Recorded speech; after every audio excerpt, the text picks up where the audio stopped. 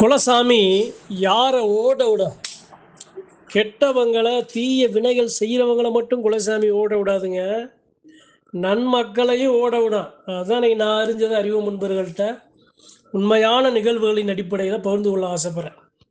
சரி, அது என்ன, எப்படி ஓட விடும்? ஓட விடும்னா எப்படி ஓட விடும்? யாரை ஓட விடும்? எதுக்கு நல்லவங்களையே ஓட விடுது அப்படின்னா, அவர்களுடைய நல்லதுக்காக. புரிகிற மாதிரி சொல்கிறேன். ஒரு சாமியாடி இருக்காரு, இல்லை அப்படின்னா தெய்வத்தை பேரன்பு கொண்டு நேசிக்கிற ஒரு பெருமக்கள் இருக்காங்க அப்படின்னா, அவங்களுக்கு ஏற்படுகிற ஒரு சில குழப்பங்கள், ஒரு சில தீய வினைகள், பிரச்சனைகள்னால அவங்க வழி மாறி திசை மாறி போகிறாங்க. சரியான பாதையில் பயணிக்காம தன்னை சுற்றி சூழ்ந்து நிற்கும் அந்த தீய வினைகளால், எதிர்மறை சக்திகளால், எதிர்மறை ஆற்றல்களால் அவங்கள இயக்க முடியல, அவங்க சரியா பயணிக்க முடியல. அவர்கள் வழி மாறி திசை மாறி தவறான ஒரு தன்னுடைய உடல்நிலை பாதிக்கப்படுறபடி, அதே சமயம் அந்த தெய்வத்தை விட்டு விலகிறபடி அல்லது தன்னுடைய உடல் அசுத்தப்படும்படி ஒரு சில விஷயங்களை தவறான திசையில் பயணிக்கிறாங்க. காரணம் யாரு? அவர்களை சுற்றி இருக்க சூழ்நிலை. அப்போ அந்த ஜாமி முடிவு பண்ணுது. எப்படி முடிவு பண்ணுது? ஏன் பிள்ளை இது மாதிரி தவறான ஒரு திசை தடுமாறி போகுது, இது சரியில்லையே அப்படின்னு அந்த சாமி என்ன பண்ணும்? அவங்கள பிடிச்சி நிப்பாட்டும். அவங்களை எப்படி பிடிச்சி நிப்பாட்டும் அப்படின்னா, முதல்ல அவர்களை எதிர்மறை சக்திகள் தாக்கி இருந்தாலும் அந்த எதிர்மறை சக்திகள் அவங்கள பாதிக்க விடாம, அந்த எதிர்மறை சக்திகளோட அந்த பார்வை அவங்கள திரும்ப விடாம அவங்கள சாமி திசை திருப்போம். எப்படி திசை திருப்போம் அப்படின்னா, ஏய், உனக்கு ஆக சிறந்த பெரும் பணி இருக்கப்பா, நீ இந்த பக்கம் வா அப்படின்னு அவங்கள என்ன பண்ணும்? ஓய்வே இல்லாம அவங்கள ஓட விட்டுரும். எது மாதிரி ஓட விடும்? இந்தா வா என் கோவிலை கட்டு, இந்தா வா உன் வீட்டை கட்டு, இந்தா வா 4 பேருக்கு நல்லதை செய், இந்தா வா நல்ல மக்களுக்கு சேவை செய், இங்க வா இந்தந்த ஆலயங்களுக்கு போ, இங்க வா இந்தந்த செயல்களை செய்ய அப்படின்னு ஒன்று அந்த சாமி அவர்களை திசை திருப்ப, அவர்களை நல்வழிப்படுத்த, தீய பாதையில் சென்று கொண்டிருக்கும் அந்த பெருமக்களை அழிவிலிருந்து பாதுகாக்க அவர்களை ஒரு திருப்பி அவர்கள் நலனுக்காக, அவர்கள் குடும்ப நலனுக்காக, அல்லது அந்த தெய்வ எல்லை நலனுக்காக, அந்த தெய்வத்துக்கு நலனுக்காக, அல்லது பொது மக்கள் நலனுக்காக அவங்கள திருப்பி விட்டுறோம். ஓய்வே இல்லாமல் அவங்களுக்கு ஒரு பெரும் பணிகளை கொடுத்து விட்டுறோம். அந்த பணிகளை அவங்க செய்ய ஓட அதிலிருந்து அவர்களுடைய திசை கவனம் எல்லாமே அந்த எதிர்மறை சக்திகள் அந்த பக்கம் ஈர்க்கப்படாமல் இந்த பக்கம் வந்துடும்.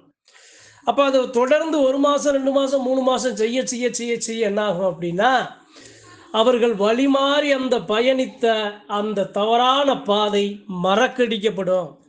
அந்த தவறான பாதை அவர்கள் அழிவை நோக்கி போகிற அந்த பாதையிலிருந்து அவங்க மீட்டெடுக்கப்படுவாங்க. அது காரணம் யாருன்னு சுத்தி முத்தி பார்த்தீங்கன்னா உங்க குலசாமியத்தான் இருக்கும். ஏன்டா, உனக்கு ஆகச்சிறந்த பொறுப்புகளை கொடுத்துருக்கேன், ஆகச்சிறந்த அதிகாரங்களை கொடுத்துருக்கேன், இன்னும் உன்னால பல மக்கள் நல்லா இருக்கணும்ப்பா, உன்னால உன் குடும்பம் நல்லா இருக்கணும்ப்பா, நல்ல வளர்ச்சி வரணுமப்பா, முன்னேற்றம் வரணுமப்பா, இப்படி போய் அழிவுல போய் அழிஞ்சு போறதுக்காடா உன் குலசாமியா நான் இந்த எல்லையில நிற்கிறேன், வா இந்த பக்கம் அப்படிங்கிற மாதிரி அவர்களை ஒரு திருப்பி சத்தியத்தின் பாதையில ஓட விட்டுரும். நல்லது செய்ய ஓட விட்டுரும். நன்மக்களை தேடி ஓட விட்டுரும். பல ஆலயங்கள்ல தெய்வ தரிசனத்துக்காக ஓட விட்டுரும். சொந்த முன்னேற்றத்துக்கு ஒரு வீட்டை கட்டு, உன் பிள்ளைகளுக்கு திருமணத்தை பண்ணு, உனக்கு நல்ல ஒரு அழகான ஒரு வசதியை ஏற்படுத்துங்கிற மாதிரி அவர்களை அந்த சாமி திசை திருப்போம். இதெல்லாம் நம்புற மாதிரியா இருக்காங்க? நீங்க வாட்டு சொல்றீங்கன்னு கேட்கலாம். இதுதாங்க சத்தியமான உண்மை. முள்ளால எடுப்பாங்கன்னு கேள்விப்பட்டிருக்கீங்களா? குலசாமி இப்படித்தான் எடுக்கும். எந்த வினையால் பாதிக்கப்பட்டு எந்த வினையால் அவர்கள் அழிவின் பாதையை நோக்கி செல்கிறார்களோ அந்த வினைக்கு எதிர்வினையாற்றி, அந்த மந்திரத்துக்கு எதிர்மந்திரமாற்றி அவர்களை திசை திருப்பி அவர்களை நல்வழிப்படுத்துதலும் குலதெய்வத்தின் ஆகச்சிறந்த பொறுப்பு, ஆகச்சிறந்த அதிகாரம். குலசாமி குலமக்களை எப்படியெல்லாம் காக்கும், தெய்வத்தை சுமக்கிற சாமியாடி பெருமக்களை எப்படியெல்லாம் காக்கும். வழி மாறி திசை மாறி அழிஞ்சு போற பெருமக்களை எப்படியெல்லாம் மீட்டெடுக்கும் அப்படிங்கிறதுக்கு இதெல்லாம் உண்மையான சான்று. இதை நீங்க இது ஏத்துக்க மாதிரி இல்லாட்டினாலும் இதுதான் சத்தியம், இதுதான் உண்மை. இது மாதிரி திருந்தி அந்த நிலை மாறி அழிஞ்சு போகாம நல்லா தெய்வ நிலையில நல்லா ஒய்யாரமா உட்கார்ந்தவங்க ஏராளமான பேர் நீங்க நல்லா கேள்விப்பட்டிருப்பீங்க. என்னப்பா இவ்வளவு வயசுல இவ்வளவு சேட்டை பண்ணிக்கிட்டு இருந்தேன், இப்போ திடீர்னு சாமியாரா மாதிரி உட்காந்துருக்கேன், என்னப்பா ஆச்சு திடீர்னு சாமியாரா போயிட்டாரப்பா, என்னப்பா அப்படி இருந்தவர் வசதியானவர் இருந்தவர் திடீர்னு இப்போ மடத்துல எல்லாத்தையும் இழந்துட்டு உட்காந்துருக்காரப்பா, சொத்து பத்து எல்லாத்தையும் கொடுத்துட்டு உட்காந்துருக்காரப்பா, ஒண்ணுமே இல்லாம உட்காந்துருக்காரப்பா, ஏப்பா எதுக்குப்பா என்ன காரணம்? இதுதான் காரணமா இருக்கும். ஒரு குடும்பம் நல்லா பெரிய குடும்பம், அவர் குடியால அந்த சொந்த எல்லாம் அவங்கள வெறுத்துட்டாங்க, அழிவோட பாதைக்கு போயிட்டாரு.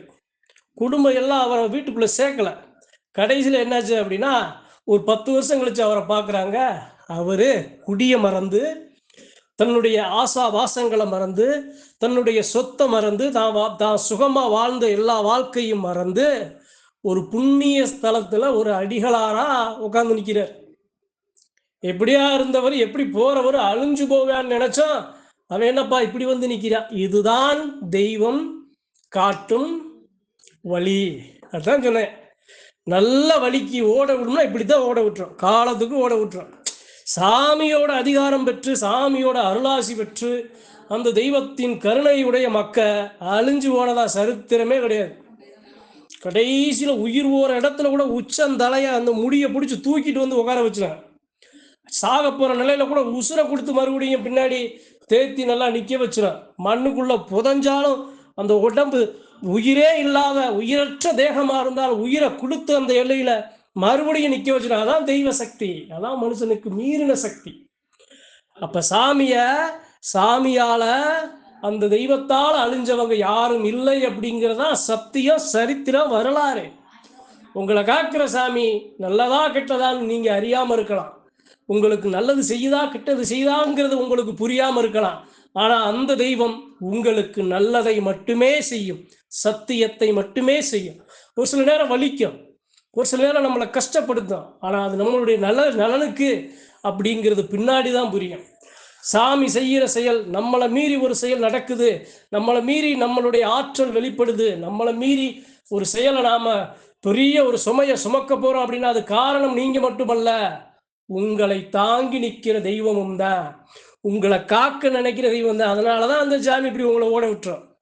நல்லதுக்காக ஓட விட்டுருங்க, உன் குடும்பம் நல்லதுக்கு, உன் உடல் நல்லதுக்கு, உன்னுடைய வாரிசு நல்லதுக்கு, எல்லாத்துக்காக இப்படி ஓட விட்டுரும். வழியவே மாற்றி விட்டுரும், திசையவே மாற்றி விட்டுரும்.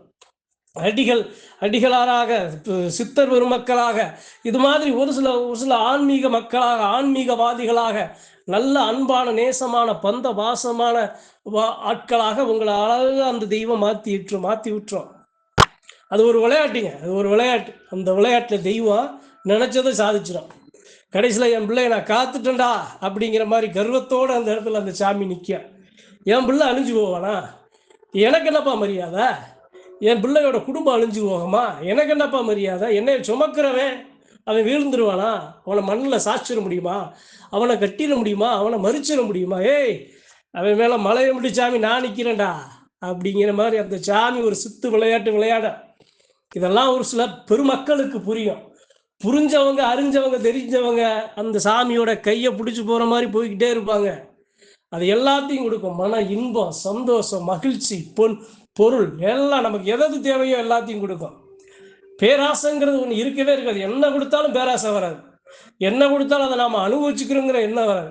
நமக்கு நல்ல ஒரு ஆரோக்கியமான சூழலை உருவாக்கி விட்டுட்டு தான் அந்த சாமி கொஞ்சம் தள்ளி நிற்கும். அதனால குலசாமி எப்படியெல்லாம் காக்கும் அப்படிங்கிறதுக்கு இது ஒரு சத்தியமான சான்றுன்னு சொல்லி இந்த பதிவை பகிர்ந்து கொள்ள ஆசைப்படுறேன். நன்றி, வணக்கம். மற்றும் ஒரு பதிவில் சந்திப்போம்.